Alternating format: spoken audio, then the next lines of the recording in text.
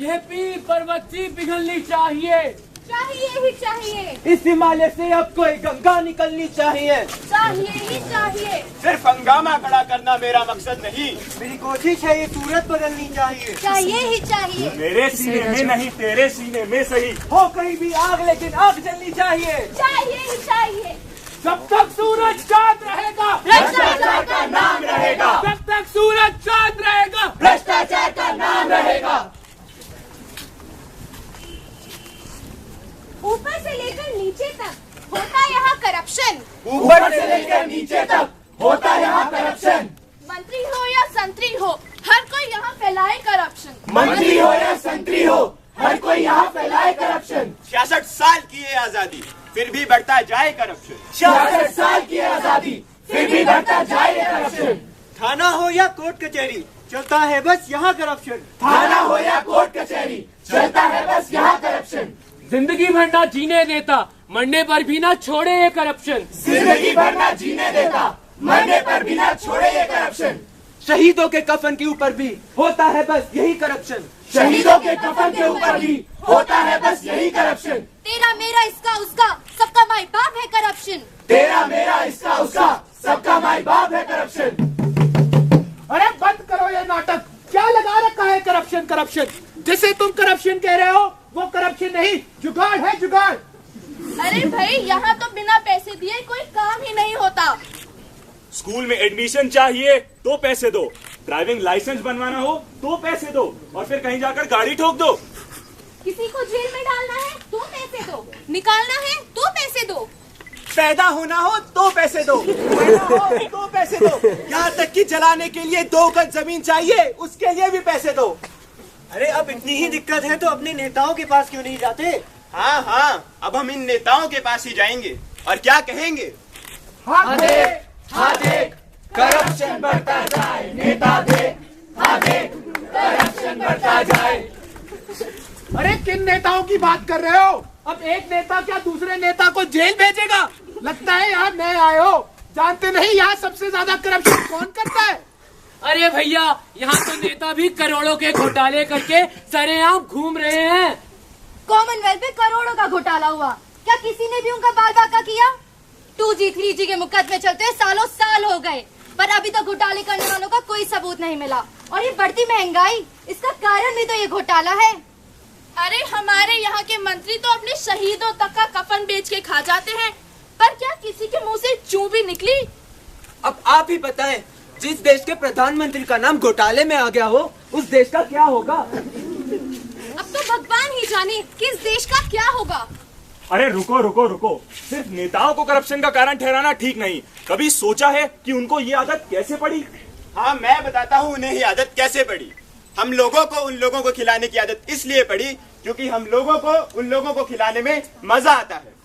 अरे अपना काम करवाने के लिए तो हम चमचागिरी करते हैं, सिफारिश करते हैं और खूब सारे पैसे खिलाते हैं, और बाद में क्या कहते हैं, यहाँ पर तो ऐसे ही चलता है।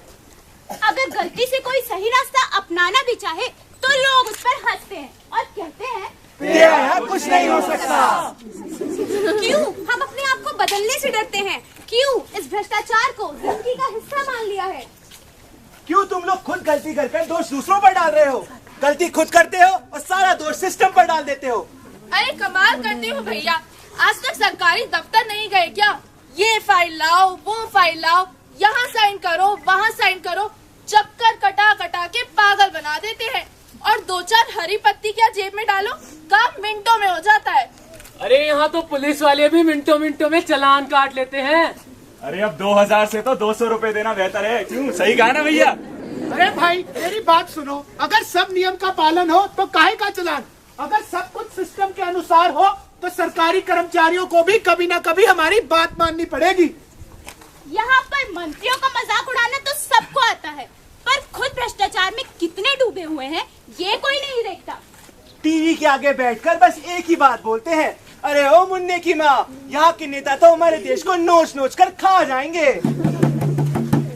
इसीलिए तो कहते हैं पहले खुद को बदलो फिर देश को बदलना। जिस दिन हम अपने आप को बदल देंगे उस दिन भगवान भी हमारा कुछ नहीं बिगाड़ सकता।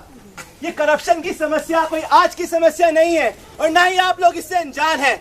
अब हम आपसे पूछते हैं, क्या आप खुश हैं इस करप्शन से?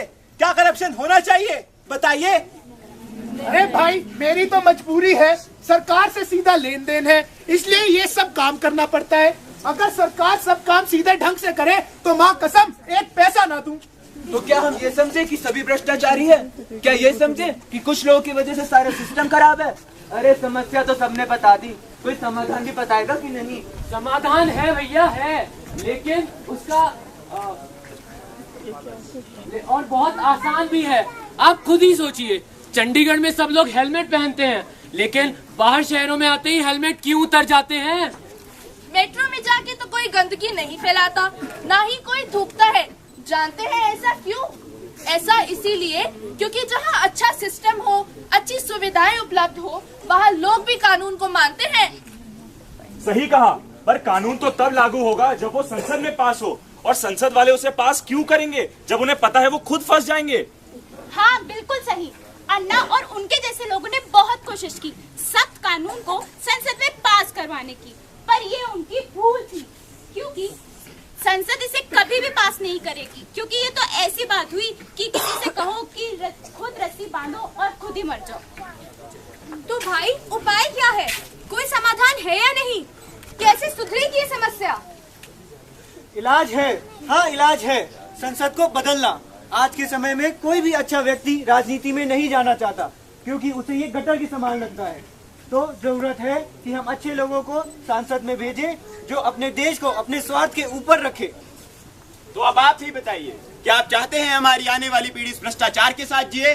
अगर दोस्तों ऐसा ही चलता रहा तो ये भ्रष्टाचार हमारे देश के इतने टुकड़े कर देगा कि हमारी आने वाली पीढ़ी ने समेट भी नहीं पाएगी।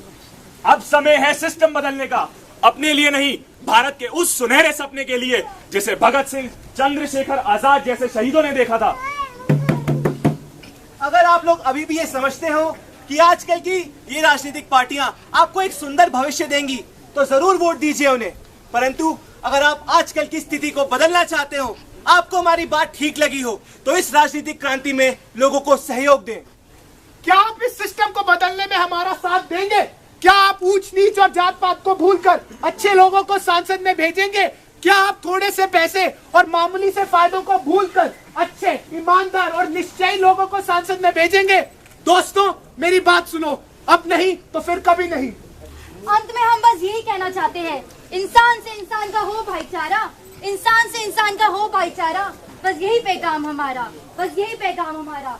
हर एक महल से कहो कि झोपड़ियों में दिए जलाए, हर एक महल से कहो कि झोपड़ियों में दिए जलाए, छोटों और बड़ों में कोई फर्क न रह जाए।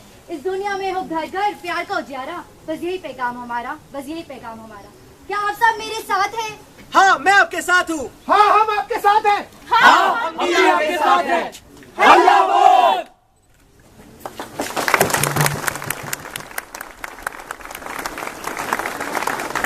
ये नुक्कड़ नाटक आज का सच आप सभी के सामने यंग थेस्पियंस और लियो क्लब द्वारा आयोजित किया गया था। हम सभी की तरफ से आप सभी को स्वतंत्रता दिवस की हार्दिक शुभकामनाएं। जय हिंद। जय हिंद।